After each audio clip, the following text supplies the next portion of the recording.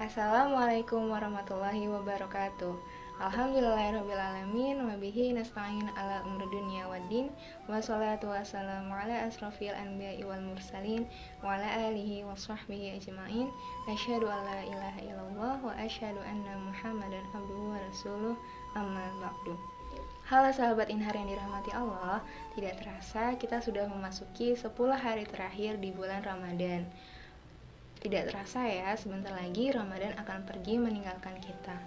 Nah, apa sih yang harus kita lakukan untuk memaksimalkan 10 malam hari terakhir di bulan Ramadan? Teman-teman tahu nggak bahwa ada amalan-amalan istimewa yang dilakukan oleh Nabi Muhammad SAW dan sangat dianjurkan saat bulan Ramadan. Salah satu amalan istimewa yang dilakukan oleh Nabi Muhammad SAW adalah ibadah iktikaf atau berdiam diri di masjid. Mengenai iktikaf yang dilakukan oleh Rasulullah SAW diriwayatkan oleh Imam Bukhari dan Muslim dari Sayyidah Aisyah radhiyallahu anha. Aisyah berkata, Nabi SAW biasa melakukan iktikaf di 10 hari terakhir dari bulan Ramadan hingga Allah mewafatkan beliau. Kemudian istri-istri beliau melakukan iktikaf setelah beliau wafat. Sahabat Inhar yang dirahmati Allah, dari hadis tersebut menjelaskan bahwa iktikaf adalah ibadah yang sangat istimewa. Iktikaf sendiri bukan hanya berdiam diri di dalam masjid, namun juga harus diniatkan untuk melakukan ibadah seperti sholat, zikir, membaca Al-Quran, dan lain sebagainya. Tujuannya adalah untuk meraih kemuliaan malam Lailatul Qadar yang datangnya dirahasiakan oleh Allah Subhanahu wa Ta'ala. Nah, untuk melakukan iktikaf dengan baik, Imam Al-Ghazali dalam risalahnya yang berjudul Al-Adab Fid Din menjelaskan bahwa ada 8 adab iktikaf. Apa aja sih adabnya? Simak baik-baik ya. Adab yang pertama yaitu terus-menerus berzikir kepada Allah Subhanahu wa Ta'ala. Bisa dengan kalimat thayyibah, tasbih, istighfar, hamdalah, dan lain sebagainya. Adab yang kedua yaitu penuh konsentrasi. Hendaknya kita bisa memusatkan pikiran kita secara penuh dan menghayati makna dari berzikir. Sahabat Inhar yang dirahmati Allah, adab yang ketiga yaitu tidak bercakap-cakap. Komunikasi antar manusia sebaiknya dihindari dulu ya, kecuali jika ada kepentingan yang mendesak. Adab yang keempat yaitu selalu berada di tempat. Tempatnya iktikaf adalah di masjid ya teman-teman. Adab yang kelima, tidak berpindah-pindah tempat. Jadi misalnya sudah sholat dan membaca Al-Quran di satu tempat, maka melakukan ibadah yang lainnya pun di tempat yang sama untuk menghindari membuang-buang waktu.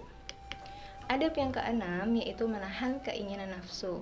Kita harus fokus beribadah dan jangan terpengaruh untuk keluar masjid, misalnya untuk ke warung makan dan lain sebagainya. Sahabat Inhar yang dirahmati Allah, adab yang ketujuh yaitu menahan diri dari keinginan menuruti nafsu. Syaitan menggoda kita agar segera mengakhiri iktikaf, misal dengan alasan segera ingin istirahat karena sudah merasa lelah.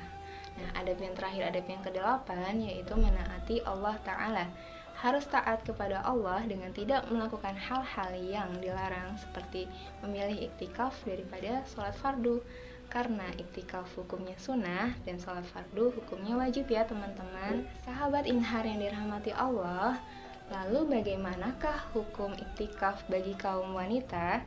Aisyah radhiyallahu anha mengatakan bahwa ketika Rasulullah menyampaikan akan beriktikaf pada 10 hari terakhir Ramadan, ia segera meminta izin kepada beliau untuk beriktikaf dan Rasulullah SAW mengizinkannya.